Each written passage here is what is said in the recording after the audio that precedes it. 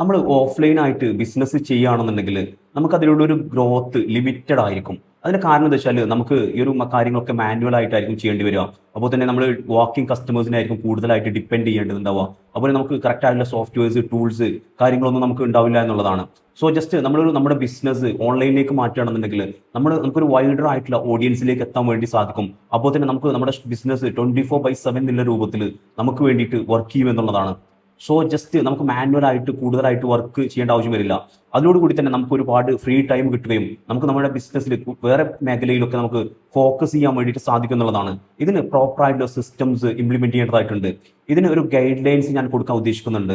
കറക്റ്റായിട്ട് എങ്ങനെയാണ് ഈ ഒരു ടൂൾസ് കാര്യങ്ങളൊക്കെ നമ്മൾ ഇംപ്ലിമെന്റ് ചെയ്യേണ്ടത്, എങ്ങനെയാണ് ഓട്ടോമേഷൻസ് സെറ്റ് ചെയ്യേണ്ടത്, അപ്പോൾ നമുക്ക് നമ്മുടെ ഒരു ബിസിനസ്സിനെ 24/7 എന്നുള്ള രൂപത്തിൽ സെയിൽസ് മെഷീൻ ആക്കിയിട്ട് നമുക്ക് എങ്ങനെയാണ് മാറ്റാൻ വേണ്ടി സാധിക്കാം എന്നുള്ള കാര്യങ്ങളെ കുറിച്ചുള്ള ഒരു പ്രോപ്പർ ആയിട്ടുള്ള ഒരു ഗൈഡ് ലൈൻ. ഇത് നമുക്കൊരു വൺ ടൈം കൊണ്ട് ചെയ്യാൻ വേണ്ടി പറയാൻ പറ്റുന്ന കാര്യങ്ങളല്ല.